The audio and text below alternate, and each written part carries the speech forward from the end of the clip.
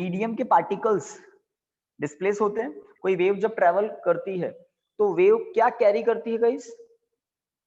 Energy. यहां से बताओ, which physical quantities carries a wave? Energy. सब यही बोल रहे हैं, घर पे से भी यही बोल रहे हैं, एनर्जी कैरी करती है। क्या मीडियम के पार्टिकल का डिस्प्लेसमेंट होता है? Any actual displacement is there? Any No, sir. actual displacement of the particle of medium is there in wave motion? तो आंसर है नो। मीडियम के पार्टिकल का कोई एक्चुअल डिस्प्लेसमेंट नहीं होता है। वो क्या करता है? अपनी मीन पोजीशन के अबाउट एसएचएम करता है, टू एंड फ्रो मोशन करता है। और क्या कैरी करती है? कौन एक तरह से प्रोपगेट करती है? Energy. Wave is the wave is what? Form of wave is what? A mode of transformation of energy, a mode of transportation of energy from one place to another place without any actual displacement of the particle of medium. Wave की अगर general definition की बात करें तो medium के particle का actual displacement नहीं होता, but to and fro motion तो होता है। और वो जो टू एंड फ्रो मोशन होता है उसमें डिस्प्लेसमेंट इक्वेशन कैसा लिखते हैं? जनरल डिस्प्लेसमेंट इक्वेशन की बात कर रहा हूँ, y equal to a sin omega t, है ना। 11th क्लास की ही बात कर रहा हूं अभी मैं। यहाँ पर a क्या होता है? Maximum displacement. The maximum displacement is called amplitude of the wave. Omega is called angular frequency of the wave. t is what? t is the instant at which displacement is y। अब y की value क्या क्या हो सकती है? Plus a से minus a के बीच में कुछ भी हो सकती है, ठीक है। ओमेगा की बात करें तो आपको ओमेगा के बारे में पता होना चाहिए, omega 2 pi by capital T होता है। तो 11th में वेव से रिलेटेड कुछ बातें हम पढ़ते हैं। 12th में जब हम लाइट वेव्स की बात करते हैं तो लाइट वेव्स में क्या होता है? Electric field and magnetic field. True, electromagnetic waves he light waves होती है। इलेक्ट्रोमैग्नेटिक वेव्स के स्पेक्ट्रम का वो पोर्शन जो ह्यूमन आई के रेटिना को अफेक्ट करता है, वो पोर्शन क्या है? लाइट। रेड से लेकर वायलेट तक। रेड के लेफ्ट साइड में अल्ट्रावायलेट होता है, वायलेट के आगे, रेड के बैक साइड में इंफ्रारेड वेव्स होती है। इंफ्रारेड्स ह्यूमन आई के रेटिना को अफेक्ट नहीं करती है, बट होती तो है। काफी इंस्ट्रूमेंट से हम उनको सेंस कर लेते हैं, होती तो है। अभी तो और डरा रहे हैं, और तो कोई नहीं है। एक मिनट बैठो। हाँ, और वायलेट के आगे होती है अल्ट्रा वायलेट, वो भी हमारी आई सेंस नहीं करती। तो इलेक्ट्रोमैग्नेटिक वेव्स का जो स्पेक्ट्रम है, जिसके बारे में आप 8th चैप्टर में पढ़ चुके हैं, तो उसी का छोटा सा पोर्शन होता है लाइट। लाइट में भी इलेक्ट्रोमैग्नेटिक वेव्स के ऑसिलेशंस चलते रहते हैं। इलेक्ट्रिक फील्ड ई के एंड मैग्नेटिक फील्ड बी के ऑसिलेशंस चलते हैं। तो जो सुपरपोजिशन प्रिंसिपल, जो इंटरफेरेंस आप साउंड वेव्स के लिए पढ़ते हैं, एग्जैक्टली वही लाइट वेव्स के लिए भी होता है, लाइट वेव्स के लिए भी होता है। तो बात करते हैं हम सुपरपोजिशन प्रिंसिपल की। लिखिए,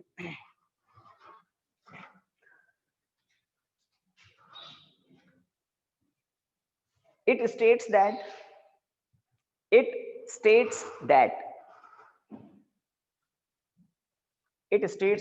the, वो कोई पीछे तो नहीं रह गया ना? रिकॉर्डिंग ऑन है? Thank you. It states that the resultant displacement, या थोड़ा सा चेंज करते हैं, थोड़ा सा दिमाग तेज चल गया, पहले समझा ही देता हूं ताकि देखिए, मैंने एक पॉइंट लिखा है, लिखना स्टॉप कर दिया होगा आई थिंक। एक पॉइंट है ना, स्पेस में कहीं भी हो सकता है ये। इस पॉइंट से बहुत सारी वेव्स पास कर रही है, एक है ना, बहुत सारी वेव्स इस पॉइंट के यहाँ से पास कर रही है लाइट, है ना। ओके, तो इस पॉइंट से जब 1 2 3 हम कहें 2 or more than 2, minimum 2 or more than 2 कितने भी हो सकती है। If 2 or more than 2 waves are passes through a point of medium, then the resultant displacement at that point is what? Is vector sum of displacements produced by individual waves। तो मैंने यहाँ पर 1 2 3 3 waves generate की है। इस P point पर first wave y1 displacement generate कर रही हो, y1 इलेक्ट्रिक फील्ड का भी हो सकता है, मैग्नेटिक फील्ड का भी हो सकता है, ठीक जैसे होते हैं। Second wave y2 displacement produce कर रही है, third wave y3 displacement produce कर रही है। बट एक ऐसा पॉइंट है जहां पर तीनों मिलती है, किसी इंस्टेंट पर इस पी पॉइंट पर तीनों मिलती है, थ्री रेज साइमल्टेनियसली क्रॉस करती है पी पॉइंट से। तो पी पॉइंट पर रिजल्टेंट डिस्प्लेसमेंट क्या होगा? Vector sum of displacements produced by individual waves. Language change करनी होगी, अच्छा स्टार्टिंग में ही ब्रेक लगा दिया, तो आपने लिखा इट स्टेट्स दैट तक कोई दिक्कत नहीं है, उसके बाद में कुछ नया है, ठीक है। इट स्टेट्स दैट लिखिए व्हेन टू और मोर देन टू वेव्स, अब ठीक है, व्हेन टू और more then two waves, when two or more than two waves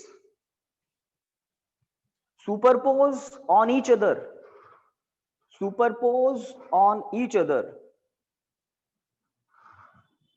at a point, superpose when two or more than two waves superpose on each other at a point, then the resultant displacement at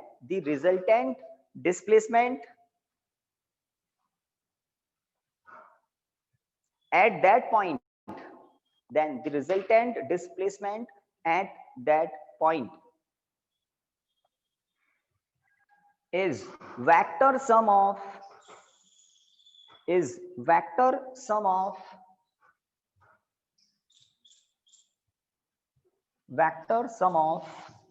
displacements produced by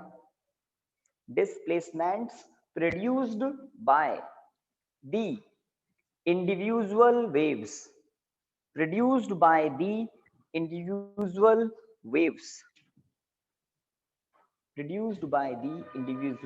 waves, ठीक है।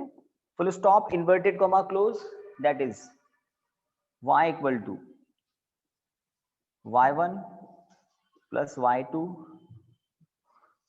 Plus y3 plus and so on, 2 3 4 5 जितनी भी waves हैं, but कहां आकर मिल रही है मतलब कहां आकर सुपरपोज हो रही है किसी एक पॉइंट पर, तब उस पॉइंट पर रिजल्टेंट डिस्प्लेसमेंट क्या होगा। अब मैं थोड़ा सा जनरल बता दूं, सुपरपोजिशन प्रिंसिपल मैकेनिकल वेव्स के लिए एप्लीकेबल है, प्लस इलेक्ट्रोमैग्नेटिक वेव्स के लिए भी एप्लीकेबल है। अगर इसको आप मैकेनिकल वेव्स के लिए ले रहे हो तो पार्टिकल्स का डिस्प्लेसमेंट होता है, कौन से पार्टिकल? मीडियम के पार्टिकल। अगर वाटर वेव्स है तो वाटर के पार्टिकल, अगर साउंड वेव्स है तो एयर के पार्टिकल, अगर रॉक वेव्स है तो रॉक के पार्टिकल्स। मैकेनिकल वेव्स में मीडियम होता है, तो मीडियम के पार्टिकल के डिस्प्लेसमेंट होते हैं ये। अगर इलेक्ट्रोमैग्नेटिक वेव है तो या तो ये इलेक्ट्रिक फील्ड होगा या ये मैग्नेटिक फील्ड होगा, दैट्स इट।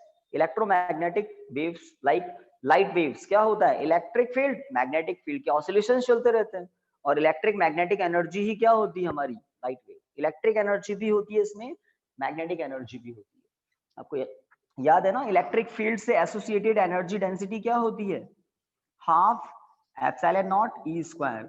और मैग्नेटिक फील्ड से रिलेटेड मैग्नेटिक फील्ड की एनर्जी डेंसिटी क्या होती है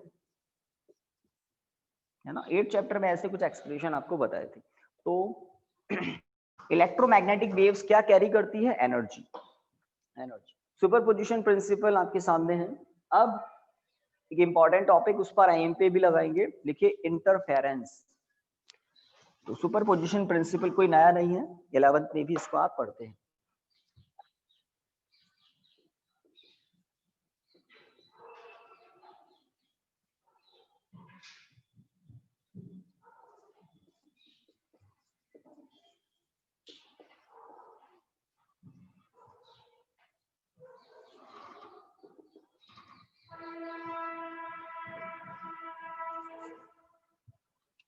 इंटरफेरेंस ऑफ लाइट वेव्स, तो लगा देते हैं IMP.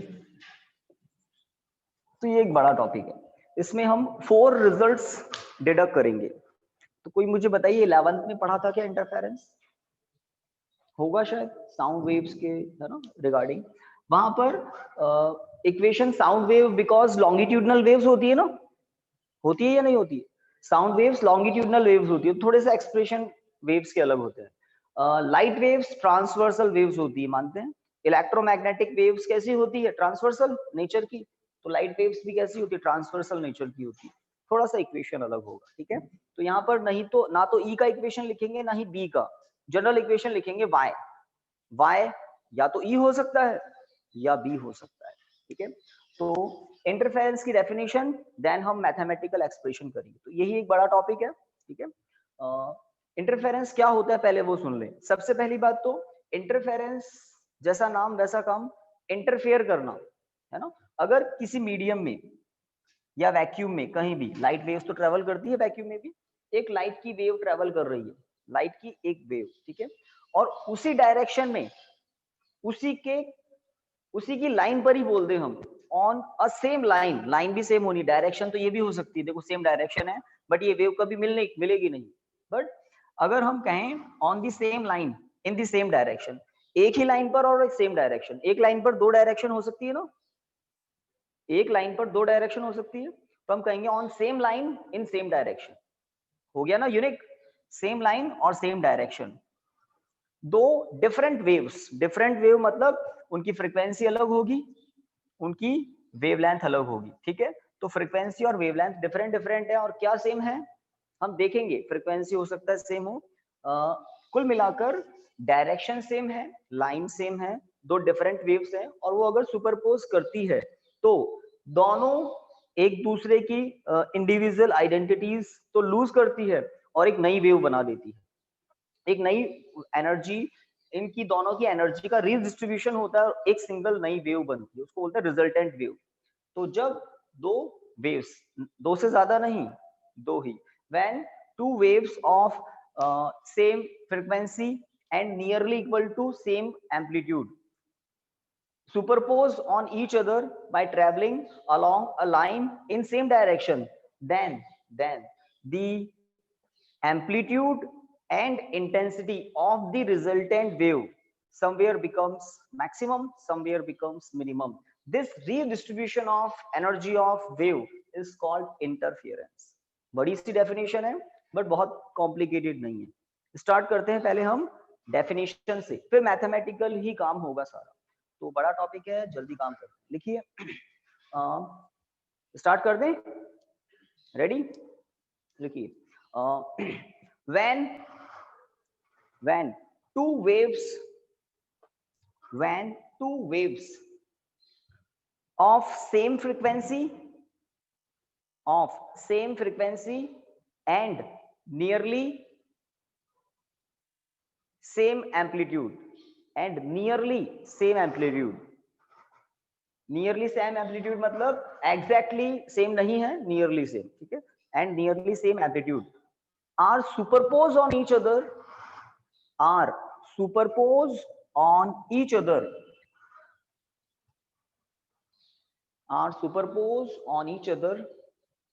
by traveling along a line in same direction, by traveling along a line in same direction, by traveling along a line in same direction,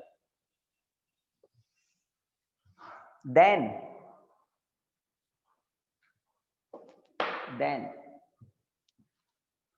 the amplitude and intensity, then the amplitude and intensity of the resultant wave, then the amplitude and intensity of the resultant wave somewhere becomes maximum, and somewhere becomes minimum,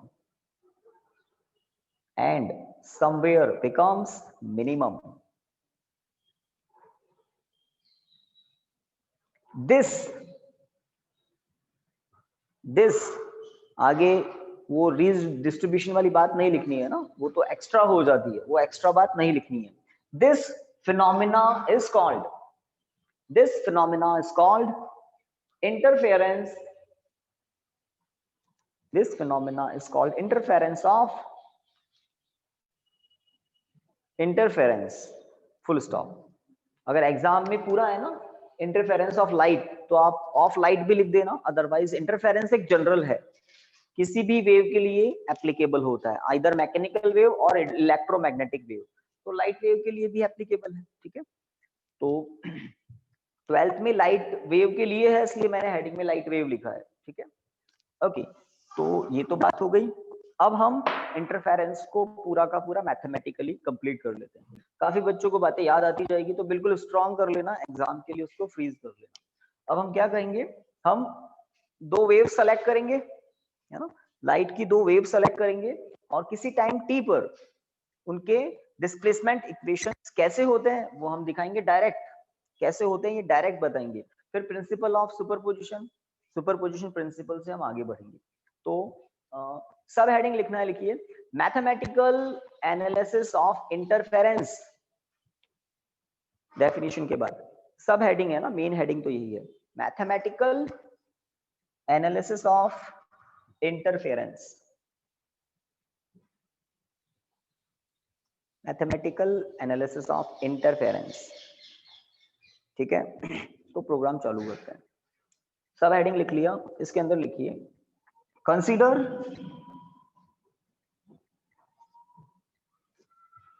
consider two waves, consider two waves of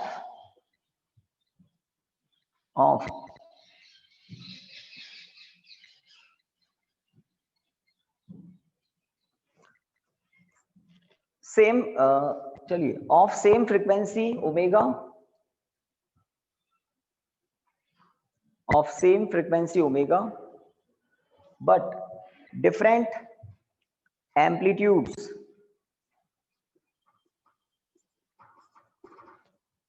of same frequency omega. देखो उसको frequency, angular frequency दोनों बोलते हैं, ठीक है, इन hertz. Omega की unit hertz होती है, फ्रीक्वेंसी न्यू की यूनिट भी हर्ट्ज होती है, ठीक है। 2 पाई तो यूनिट लेस एक फैक्टर होता है। क्या लिखा, and but different amplitudes A1 and A2।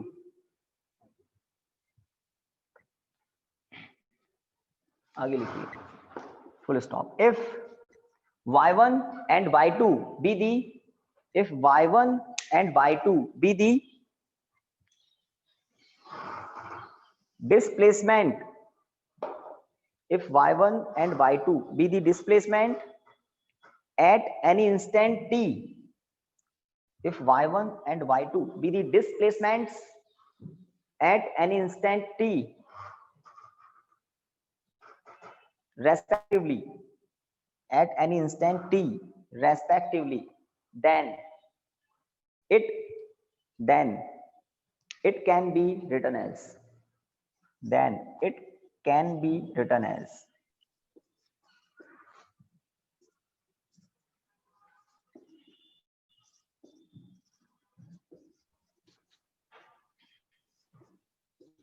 then it can be written as, दो इक्वेशन आपके सामने है, फर्स्ट y1 का है, सेकंड y2 का है। दो वेव्स हैं, फर्स्ट वेव के लिए y1 equal to a1 sin omega t, omega देख लो आप, टाइम t आपने लिखा है ऊपर, a1 आपने लिखा है, y1 displacement, that's it. Second wave के लिए एक टर्म एक्स्ट्रा है फाई, इसकी हम बात करेंगे अभी, है ना। y2 डिस्प्लेसमेंट है, a2 एम्पलीट्यूड है, ओमेगा फ्रीक्वेंसी है, एंगुलर फ्रीक्वेंसी भी बोल सकते हैं, t वही टाइम है, वही इंस्टेंट है, सेम इंस्टेंट पर है ये, देखो टाइम सेम है, फाई एक कांस्टेंट है और इसको कहते हैं फेज डिफरेंस, फेज एंगल होता है, फेज डिफरेंस लिख सकते हैं आप, लिखिए हियर फाई, फटाफट लिखिए, here phi is the phase difference between, here phi is the phase difference between the two waves, here phi is the phase difference between the two waves, the two waves। तो यहां से start होता है, ये हम equations direct लिखते हैं, हम खुद कहते हैं कि ओमेगा फ्रीक्वेंसी है, टी वो इंस्टेंट है, a1 एम्पलीट्यूड है, तो ये जो इंफॉर्मेशन है ये गिवन इंफॉर्मेशन है, phi a1 a2 given information है, phi a1 a2 given information है। y1 y2 किसी इंस्टेंट पर डिस्प्लेसमेंट है, किसके डिस्प्लेसमेंट है, either of electric field or magnetic field के डिस्प्लेसमेंट है, ठीक है। ओके, लाइन चेंज करके लिखिए, according to superposition principle, according to superposition principle, according to superposition principle, the resultant displacement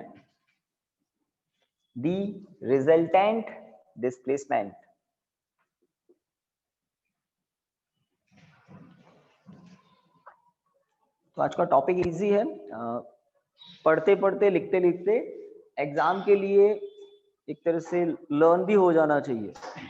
y equal to y1 plus y2, सही बात है। अगर 2 नहीं होती 4 5 होती तो मैं उन सबको ऐड कर देता हूँ। ये ना आपकी बुक में क्या होता है, y1 y2 को बोल्ड लेटर में लिख देते हैं, ऊपर एरो नहीं लगाते, डिस्प्लेसमेंट वेक्टर क्वांटिटी होती है, तो अगर डार्क लिख देते हैं तो दैट मींस वो क्या है, वेक्टर है। और आप अपने रजिस्टर में ऐसे भी लिखते हो ना तो अंडरस्टूड है, ये डिस्प्लेसमेंट है, ठीक है, वेक्टर लगाने की जरूरत नहीं है। ओके, लिख दिया y1 plus y2, value put कर दो y1 की भी y2 की भी। Next step, y equal to y1 के प्लेस पर a1 sine omega T, y2 के प्लेस पर a2 sine omega t plus phi, ठीक है। तो याद करते चलें, हमें 4 रिजल्ट्स डराइव करने हैं। पहला क्या मैं बता देता हूं, जो 2 वेव्स थी, 2 वेव्स एक ही डायरेक्शन में एक दूसरे के ऊपर ओवरलैप होकर सिंगल वेव बना देती है, उस सिंगल वेव का इक्वेशन बनाएंगे, पहला काम। उस सिंगल वेव का एम्पलीट्यूड निकालेंगे, दूसरा काम। उस सिंगल वेव के लिए इंटेंसिटी निकालेंगे, तीसरा काम। और ये जो दोनों वेव्स हैं, फर्स्ट वेव सेकंड वेव, इनके बीच में या रिजल्टेंट वेव है उसका फर्स्ट वेव के रेस्पेक्ट में फेज डिफरेंस कितना होगा। सेकंड वेव का फर्स्ट वेव के रेस्पेक्ट में फेज डिफरेंस 5 है, रिजल्टेंट वेव का फर्स्ट वेव के रेस्पेक्ट में फेज डिफरेंस क्या होगा वो भी हम फाइंड आउट करें। Total 4 result. तो अभी हम वैल्यू पुट कर चुके हैं, सुपरपोजिशन प्रिंसिपल के अकॉर्डिंग y1 प्लस y2 क्या होगा, रिजल्टेंट डिस्प्लेसमेंट। y1 क्या है, फर्स्ट वेव ने जो डिस्प्लेसमेंट प्रोड्यूस किया है, y2 क्या है, सेकंड वेव ने जो डिस्प्लेसमेंट प्रोड्यूस किया है किसी एक प्लेस पर, किसी एक इंस्टेंट पर। चलिए यहाँ पर मुझे एक फॉर्मूला अप्लाई करना है, जनरल फॉर्मूलाज है, जिनको नहीं पता है याद कर लेना, साइन a प्लस बी का फॉर्मूला अप्लाई करना है, जनरल रिजल्ट। बाकी सब कुछ ऐसा का ऐसा, a1 sine omega t plus a2 bracket के अंदर साइन ए मतलब omega t, cos B cos phi, sine A cos B plus cos A sine B. तो एक general result sine A plus B का फॉर्मूला यूज ले लिया। a2 को अंदर प्रोडक्ट कर देते हैं, a1 sine omega t plus a2 sine omega t cos phi plus a2 cos omega t sine phi, ठीक है। तो how many terms, 3 terms are there. इन 3 टर्म्स में से फर्स्ट टर्म सेकंड टर्म में से कुछ कॉमन आ रहा है, साइन ओमेगा टी कॉमन आ रहा है, ठीक है, ले लें या और कुछ करें।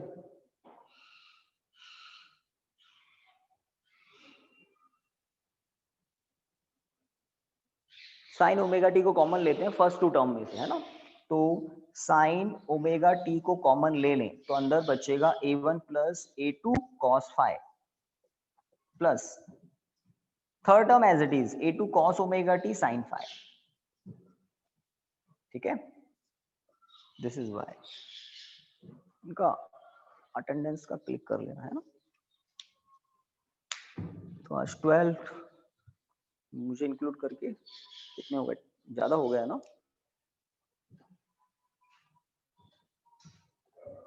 आपने व्हीकल्स कैसे लगाए,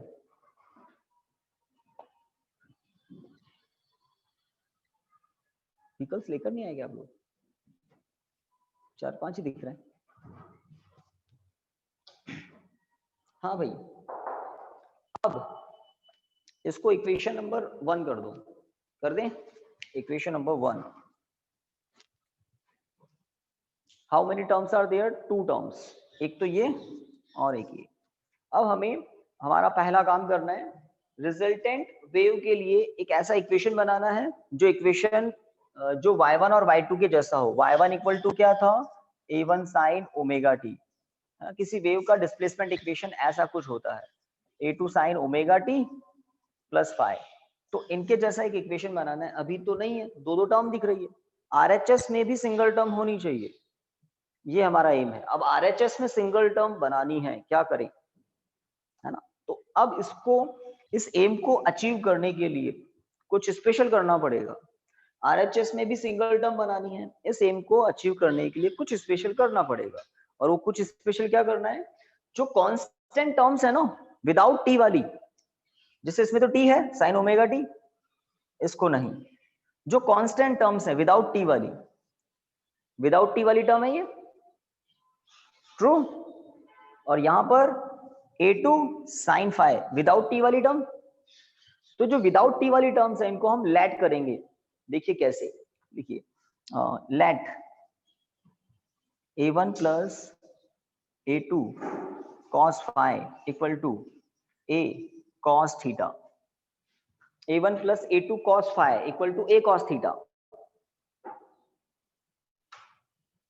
ये स्पेशल काम कर रहे हैं अभी हम। एंड एक और करना है, ये अंडरलाइन किया हुआ दिख रहा है, a2 sin phi without t वाली टर्म, कांस्टेंट टर्म, उसी को लेट कर रहे हैं। And a2 sin phi equal to a sin theta. तो LHS के बारे में तो बता दिया मैंने, विदाउट टी वाली टर्म्स को एज्यूम कर रहे हैं। अब RHS के बारे में सुनो। ये कैपिटल A क्या है? वो जो रिजल्टेंट वेव बनेगी उसका एम्पलीट्यूड है। तो amplitude of the resultant wave capital A होगा। थीटा क्या होगा? थीटा होगा फेज किसका? रिजल्टेंट वेव का फेज डिफरेंस किसके रेस्पेक्ट में? फर्स्ट वेव के रेस्पेक्ट में। फर्स्ट वेव के रेस्पेक्ट में रिजल्टेंट वेव का फेज डिफरेंस होगा। इसको आप इक्वेशन 2 इक्वेशन 3 पुट कर दो और नीचे लिखना है हेयर कैपिटल ए को मैं क्या कह रहा हूं? Amplitude of the resultant wave. लिख लो हेयर ए, फटाफट। इक्वेशन 1 2 हो गया। ए क्या है? Here a is amplitude of the resultant wave and theta is the phase difference. Here theta is the phase difference of the resultant wave and theta is the phase difference of the resultant wave. और ये first wave के respect में ही होते हैं phase differences. चलिए, तो equation 1 को आपने देखा, अंडरलाइन जो किया था मैंने, ये विदाउट टी वाली टर्म्स हैं। तो फर्स्ट टर्म में जो विदाउट टी वाला पोर्शन था उसको एज्यूम किया, सेकंड टर्म में जो विदाउट टी वाला पोर्शन था उसको एज्यूम किया। अब जिसको जो एज्यूम किया है वहां पहुंचाना है। तो इक्वेशन 1 में 2 को यूज लेना है प्लस 3 को यूज लेना है। देखिए, by using equation 2 and 3 in equation 1 we gate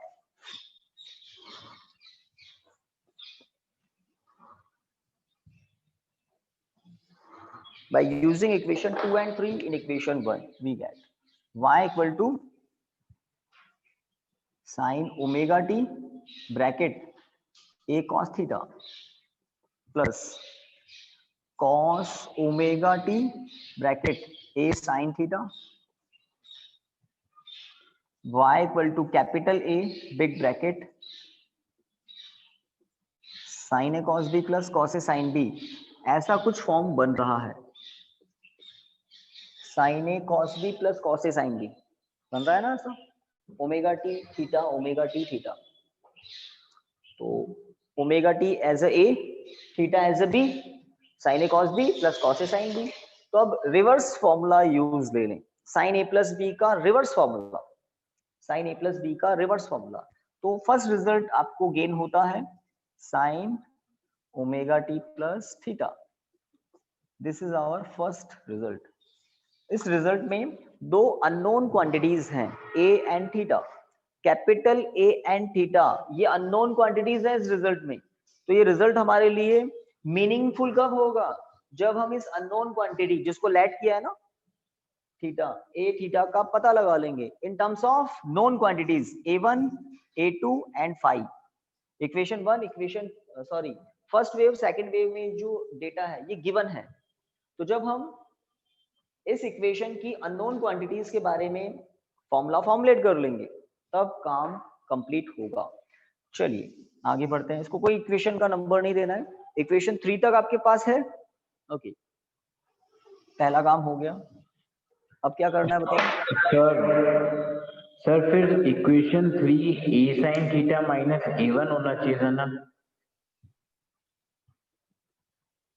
थोड़ा तेज बोलो भाई वापस। सर फिर इक्वेशन 3 ए साइन थीटा माइनस a1 होना चाहिए ना?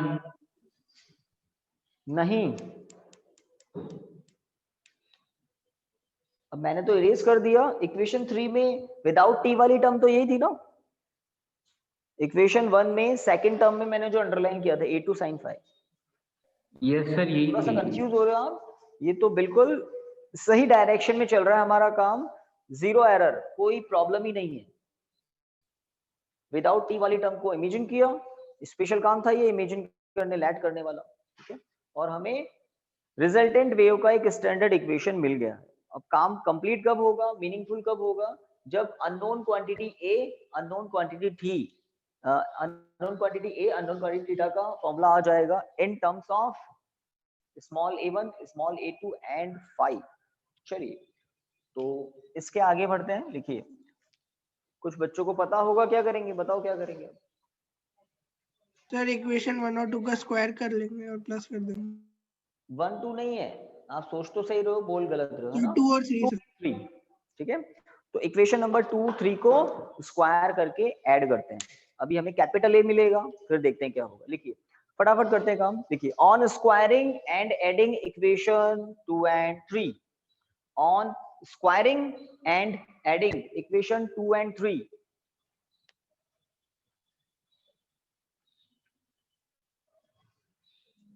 तो ये दोनों टॉपिक साथ ही होने चाहिए थे, सुपरपोजिशन प्रिंसिपल, इंटरफेरेंस, और साथ हो जाएंगे आज complete. On squaring and adding equation 2 and 3, तो देखते हैं क्या होगा। मैं साइड चेंज करके लिख रहा हूं, आपको टेंशन नहीं लेनी है। देखो कैसे, a cos theta whole square, a sine theta whole square. अगर x इक्वल टू वाई है तो y इक्वल टू एक्स भी होगा, equal to a1 plus a2 cos phi whole square plus a2 sin phi, a2 sin phi whole square. तो मैंने equation 2 को 3 को square करके ऐड कर दिया। LHS को LHS से ऐड किया है, RHS को RHS से ऐड किया है, और मैंने साइड को चेंज करके लिखा है। आपकी मर्जी मेरी मर्जी, चेंज कभी भी कर सकते हैं आप। x इक्वल टू वाई अगर है तो y इक्वल टू एक्स तो हो गई। ओके, अब ए स्क्वायर कॉमन ब्रैकेट में cos square theta plus sine square theta, सही बात। LHS देख लो, ए स्क्वायर कॉमन ब्रैकेट में cos square plus sine square, यहाँ पर a1 square plus a2 square cos square 5 plus 2a1 a2 cos 5 plus a2 sine square 5, a2 sine square 5। चलिए, तो यहां से तो बचा a1 स्क्वायर, यहाँ पर a1 square plus a2 square bracket में cos square 5 plus sine square 5। एक मिनट देख लो, मोस्ट ऑफ पता होगा आपको। राइट हैंड साइड में 4 टर्म्स हैं, 1 2 3 4। 4 में से second term fourth term, second term fourth term में a2 स्क्वायर कॉमन आ रहा है, सेकंड टर्म फोर्थ टर्म में से, ठीक है, हो गया। अब बची कौन सी, थर्ड टर्म। थर्ड टर्म को एज इट इज लिख रहा हूं, 2a1 a2 cos 5। तो चीजें पता है, और कुछ को काफी थोड़ा अच्छे से पता होगी, और बहुत अच्छे से पता अब रख जाए, है ना। एग्जाम में आ जाए तो जीरो एरर के साथ आप कंप्लीट करें। ये 2 और 3 को मन तो नहीं कर रहा है हटाने का, हटाना पड़ेगा। चलिए आगे बढ़ते हैं। यहाँ पर एक और रीजन लिख सकते हैं क्या, because cos square theta plus sine square theta equal to 1 किया ना हमने। ए स्क्वायर दिख रहा है अकेला, बाकी सब कुछ क्या है 1। अब ए स्क्वायर क्या हो जाएगा, a1 square plus a2 square plus 2 a1 a2 cos phi. Again आप लिख सकते हैं cos square phi plus sine square phi also becomes 1। ठीक है, finally a is what, under root a1 square plus a2 square plus 2 a1 a2 cos phi. अब पता नहीं 11th में आपके ये काम आया नहीं आया फॉर्मूला, 12th में आएगा, एग्जाम में भी आ सकता है ना। तो इक्वेशन नंबर दीजिए इसको तो कुछ 4। तो सेकंड रिजल्ट आ गया हमारा। First result equation of resultant wave of the resultant wave, और उसका एम्पलीट्यूड आपके सामने है। किसकी टर्म में, नोन क्वांटिटीज की टर्म में। a1 a2 phi known terms होती है, ठीक है, known terms. This is the amplitude of resultant wave. जब हम इंटरफेरेंस की बात करते हैं तो लास्ट में आपको बताएंगे types of interference, constructive interference, destructive interference. याद आ रहा होगा किसी को, कंस्ट्रक्टिव इंटरफेरेंस। ये जो फाइ है ना, इस फाइ पर काफी कुछ डिपेंड करता है, काफी कुछ डिपेंड करता है। अगर फाइ की वैल्यू 0, 2 पाई, 4 पाई ऐसा कुछ हो, है ना, पाई का इवन मल्टीपल 0, 2 पाई, 4 पाई, 6 पाई, तब ए मैक्सिमम होता है, कंस्ट्रक्टिव इंटरफेरेंस होता है। और जब फाइ की वैल्यूज पाई का ऑड मल्टीपल हो, लाइक पाई, 3 पाई, 5 पाई, 7 पाई, तब कॉस फाइ की वैल्यू -1 होती है और एम्पलीट्यूड की वैल्यू मिनिमम मिलती है, मिनिमम। उस केस में इंटरफेरेंस होता है डिस्ट्रक्टिव इंटरफेरेंस। ठीक है, तो फाइ पर काफी कुछ डिपेंड करता है, ठीक है। और इन स्पेशल केसेस के अलावा बाकी सब जगह फाइ की उस इंडिविजुअल वैल्यू पर डिपेंड करेगा, ये क्या होगा। ये तो स्पेशल केसेस है, कंस्ट्रक्टिव डिस्ट्रक्टिव, तो दो ही स्पेशल केस। ओके, इक्वेशन 2 3 आपके पास है ना।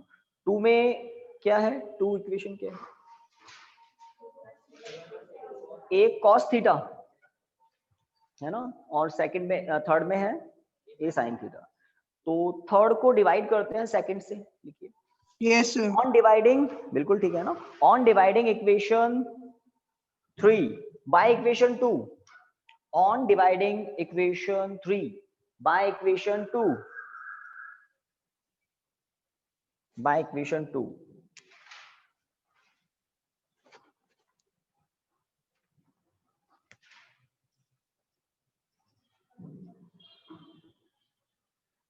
a sin theta upon a cos theta equal to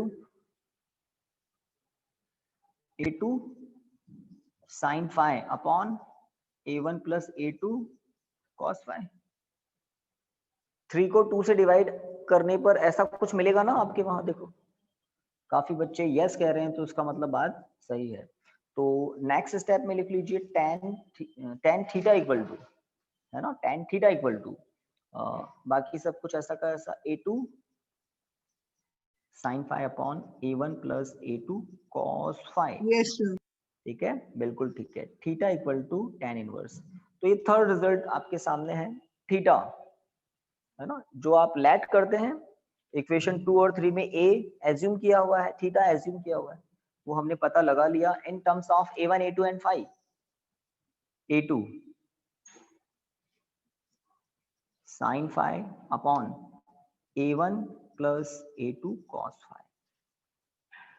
This is the phase difference of the resultant wave with respect to first wave, है ना, लिखना कुछ नहीं है, बता रहा हूं। तो डिपेंड करता है थीटा a1 a2 phi पर, डिपेंड करता है a1 a2 phi पर, phi पर काफी कुछ डिपेंड करता है। ओके, अब आगे की कहानी, अब हम इंटेंसिटी की बात करेंगे। 3 रिजल्ट आ गए ना, फर्स्ट, सेकंड, थर्ड, ठीक है। लिखिए, as the intensity of any wave as the intensity of any wave is always proportional, as the intensity of any wave is always proportional, is always proportional to the square of its amplitude, to the square of its amplitude, to the square of its amplitude, amplitude. So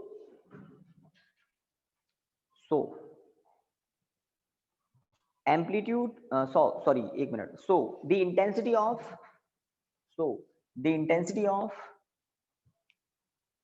first wave,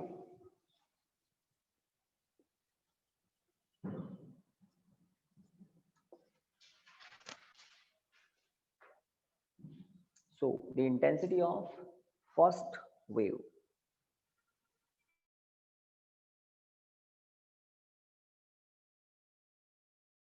video sir video pause हो गया।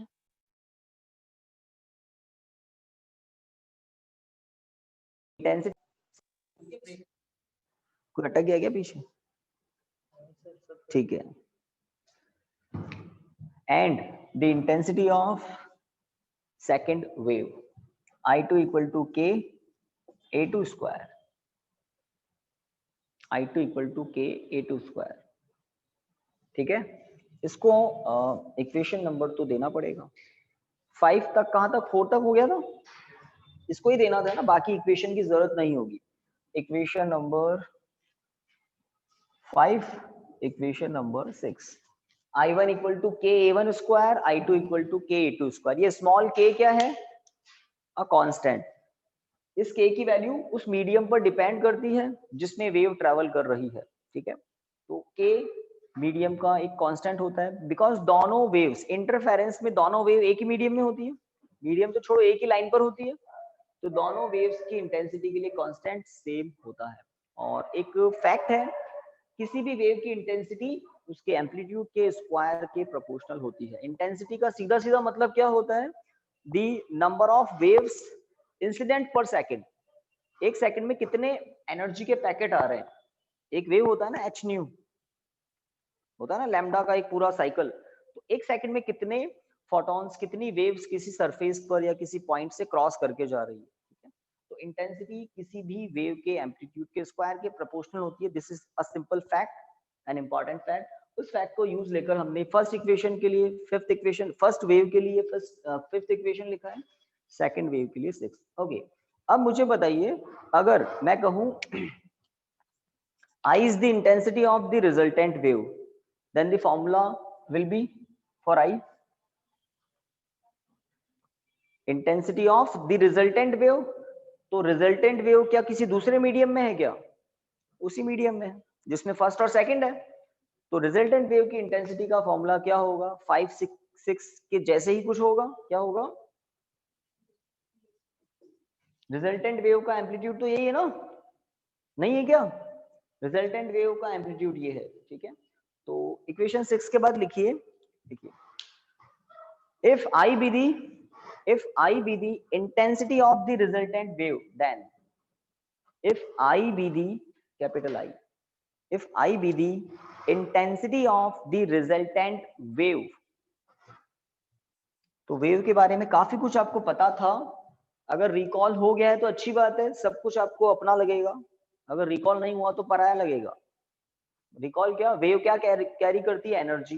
Wave का amplitude होता है, wave की frequency होती है। अगर दो वेव्स हैं तो हम उनमें फेज डिफरेंस की बात भी कर सकते हैं। और एम्पलीट्यूड के स्क्वायर के प्रोपोर्शनल होती है वेव की इंटेंसिटी, एम्पलीट्यूड के स्क्वायर के प्रोपोर्शनल होती है। मीडियम बिकॉज सेम है इसलिए प्रोपोर्शनलिटी कांस्टेंट सभी के सेम है, एक जैसे हैं। तो लिख दिया आपने, if I be the intensity of the resultant wave, then I equal to k a square, I equal to k a square. अब आपने इक्वेशन नंबर 4 सबने अप्लाई किया हुआ है ना, इक्वेशन 4 सबने अप्लाई किया है। तो देखिए I इक्वल टू आप क्या लिख सकते हैं? A1 square a2 square two a1 a2 cos phi, और यहां लिख सकता हूं मैं फ्रॉम इक्वेशन 4। तो इक्वेशन 4 को यूज लेकर यहां पहुंच गए। कुछ गड़बड़ तो नहीं है? अंडर रूट से स्क्वायर कैंसिल है ना, स्मॉल के को अंदर प्रोडक्ट कर दीजिए, के a1 स्क्वायर प्लस के a2 स्क्वायर प्लस 2 के a1 a2 cos phi, small के को अंदर प्रोडक्ट कर दें। तो फोर्थ रिजल्ट की तरफ बढ़ने वाले हैं। टाइम बताओ कितना है? 5 मिनट्स है। चलिए सफिशिएंट है, काम हो जाएगा। तो डन, यहां तक सबका complete? Yes sir. Equation 5, yes equation 5, equation 6 दिखाई दे रहा है ना? यूज लेंगे, थोड़ा कंट्रोल करना, यूज लेंगे बट अभी नहीं, यूज लेंगे बट अभी नहीं। एक स्पेशल काम होगा अब जो मैं टर्म लिख रहा हूं। काफी बच्चों को पहले से पता है, कुछ बच्चे फटाफट देख के सोच लेंगे कि हाँ बात तो सही है। K1 कहां से आ गया है ना? बिल्कुल सही है। तो K a1 square into under root K a2 square into cos phi। तो ये यहाँ जो अंडर रूट का खेल है ना, उसको समझो। क्या इन दोनों अंडर रूट्स का प्रोडक्ट ये होगा क्या? अंडरलाइन किया हुआ। Yes sir. अगर हाँ Yes, तो बात sir. खत्म। इन दोनों अंडर रूट्स का प्रोडक्ट के a1 a2 होता है क्या? इसके पहले 2 है और बाद में cos phi है।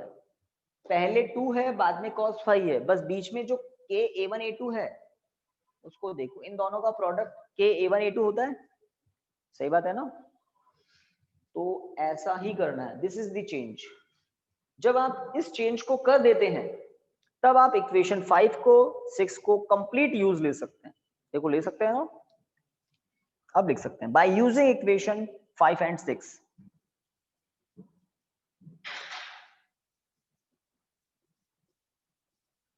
Bye using equation 5 and 6। तो आज तो थियोरेटिकल चल रहा है, कल हमारे एप्लीकेशन भी आ जाएंगे। काफी न्यूमेरिकल्स होते हैं, जो रिजल्ट्स आज हम डेराइव कर रहे हैं ना उन पर डिपेंड, काफी इंटरेस्टिंग न्यूमेरिकल्स होते हैं। i इक्वल टू, देखिए इक्वेशन 5 के अकॉर्डिंग i1 लिख दूं, किसी को बुरा तो नहीं लगना चाहिए। i2 plus 2 under root i1 under root i2 cos phi। देख लो इक्वेशन 5 को, इक्वेशन 6 को, 5 को 6 को देख लो और थंब अप, डन, सही है।